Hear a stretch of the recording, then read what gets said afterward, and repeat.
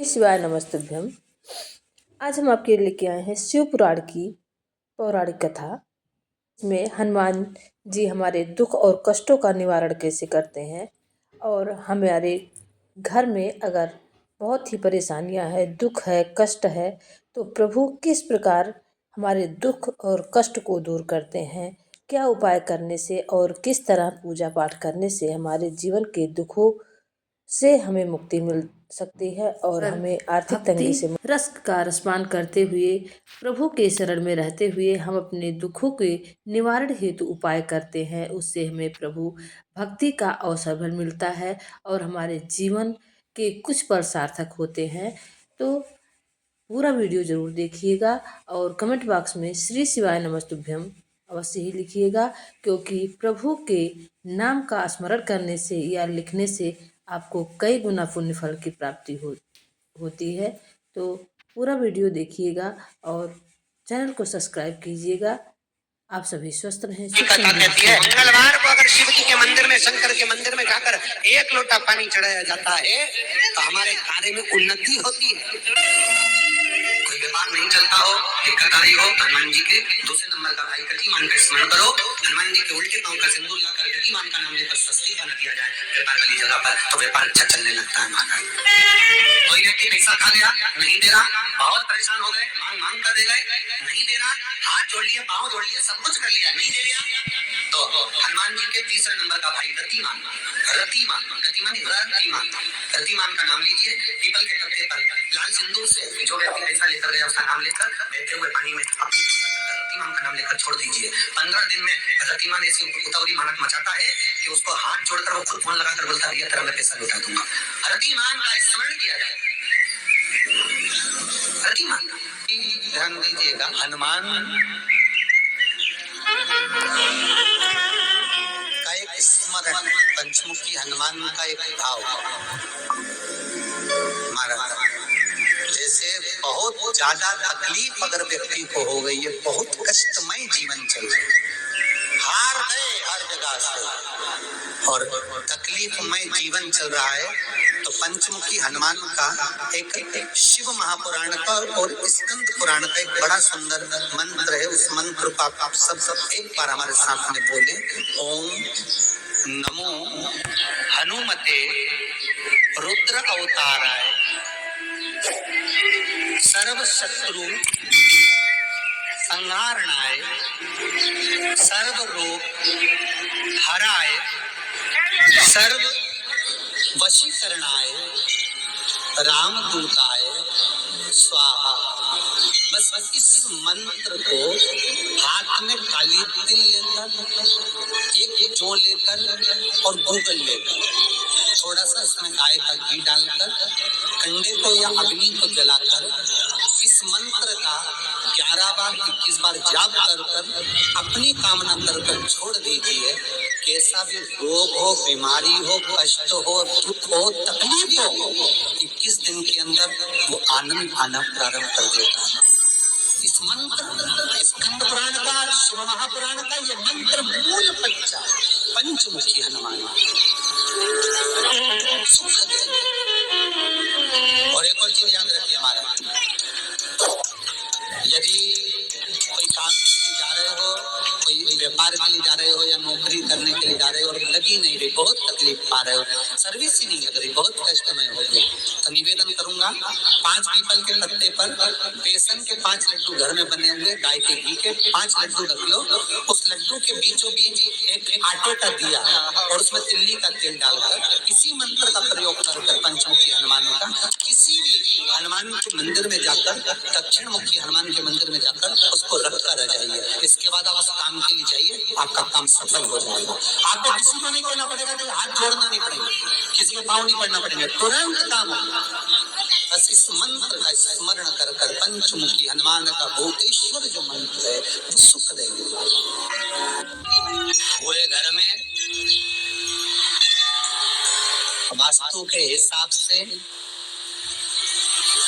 केवल एक दीवार ऐसी होती है जहां पर हनुमान जी का चित्र लगाया जाए।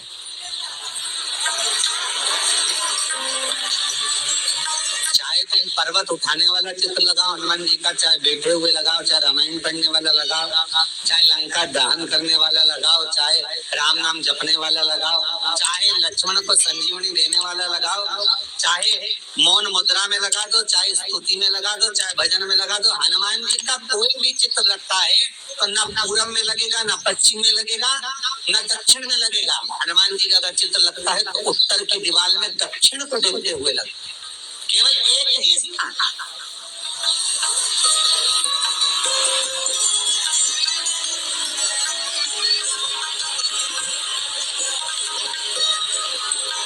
जैसे पूर्वजों के चित्र को, पितरों के चित्र को, गए हुए हमारे जीवों के चित्र को दक्षिण में विराजमान किया जाता है, उसी तरह हनुमान को उत्तर में विराजमान कर कर दृष्टि दक्षिण में कर दी।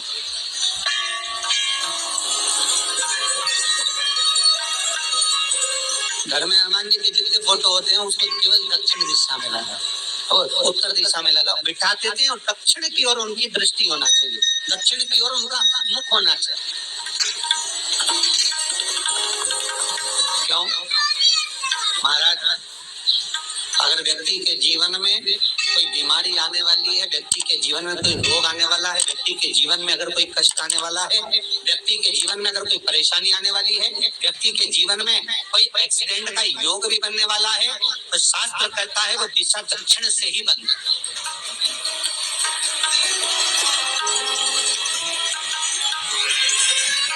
ये दक्षिण जो दिशा है ये यम की दिशा है। यहाँ संपूर्ण परिवार के साथ यमराज अपने आनंद में निवास करते हैं। और जब हमारे घर में हम ये नहीं करें कि आप हनुमान जी का फोटो लगाओ, हम ये भी नहीं करें, आपके घर में हो और आपने अगर विराजमान कर रखा है किसी दिशा में तो हमारा तो निवेदन रहेगा, अभी तक आपने अगर जैसा रखा पर एक बार दिशा बदल कर देखना कि रोग, बीमारी, कष्ट, दुख, तकलीफ में आपको लाभ मिला कि ना। हनुमान जी ने केवल दक्षिण दिशा की ओर अगर मुख कर हमने विराजमान कर दिया, फोटो ही विराजमान। हम ये नहीं कहेंगे आपसे कि आप बाजार से फोटो खरीद के लाओ फिर लगाओ, नहीं, आपके घर में हो तो आप लगा, आपके घर में हो तो विराजमान।